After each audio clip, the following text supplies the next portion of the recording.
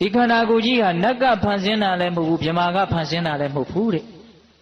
အထဲထဲမှာရွှေတွေငွေတွေကြောက်တံပရမများတွေထည့်ထားတာလည်းမဟုတ်ဘူးတဲ့တကယ်စင်စစ်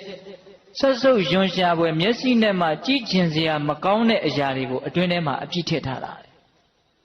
တကယ်တမ်းတော့ဒီခန္ဓာကိုယ်ကြီးဟာစိုးရိမ်မှုတို့ရဲ့တရားငိုကြွေးခြင်းတို့ရဲ့ဖြစ်ပွားရာညှင်းဆဲမှုအာလုံးတို့ကိုခံယူရာခန္ဓာကိုယ်ကြီးကိုပြောနေတာအရိယာသူတော်ကောင်းကြီးတို့ကဲ့ရဲ့ရှုံချတဲ့အရာခန္ဓာကိုယ်ဆိုတာလူမိုက်တွေအင်မတန်မက်မောတဲ့အရာအင်မတန်ကြစ်လက်သိပ်ပြီးတဲ့အသုံးအနှုန်းတွေနဲ့ပြောတာဗျအပေါ်ယံအရေပြားလေးဖုံးထားလို့အမှန်အတိုင်းမသိတဲ့အရာအပေါ်ယံအရေပြားလေးပါပါလေးဒီကိုယ်လုံးမှာဖုံးထားတာရှိတယ်လေအဲ့ဒီအရေပြားလေးကြွကြွအိတ်လေးလောက်တောင်ထူမှာမဟုတ်ဘူးဟုတ်လား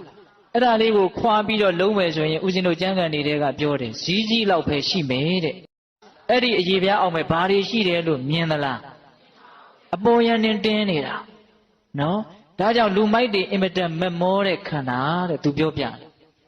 အဲ့ဒါလို့ခန္ဓာကိုယ်ကြီးကိုပြင်ဆင်ပြီးလိမ့်ပြီးတော့နေခြင်းဟာမစင်အိုးကိုဆေးချေတယ်လို့နေမှာပဲတဲ့လိမ့်လာတဲ့လူတွေအားတော့နာပါတယ်ဗျာဒကမာကြီးတွေအဲ့ဒါ तू ပြောတာဦးစင်းကပြောပြတာဦးစင်းပြောတာမဟုတ်ဘူးဟုတ်လားအဲ့ဒီလိုပြောတော့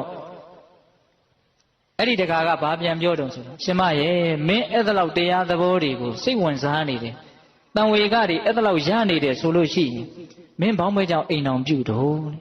ဒါလည်းမေးသင့်တာပဲနော်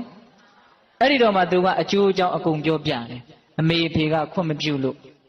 အရှင်သာခွင့်ပြုမယ်ဆိုရင်ဒီကနေ့ပဲယဟန်ပြုခြင်းပါတယ်သူတန်တရားဝတ်ကလွတ်အောင်လုပ်ပြရရှိလင်ယောက်ျားကလည်းဉာဏ်ကြီးတဲ့ပုဂ္ဂိုလ်သဘောထားပြည့်ဝတဲ့ပုဂ္ဂိုလ်ဆိုတော့မြင့်မြတ်တဲ့အလုပ်ကိုငါလုံးဝအားပေးတယ်အဲ့ဒါနဲ့သူ့မိန်းမကိုထမ်းစင်ပေါ်တင်ပြီးတော့တကယ့်ကိုသာသာနာနာကျောင်းတော်ကိုပို့ပြီးတော့ဘိက္ခုနီမပြုပေးတာ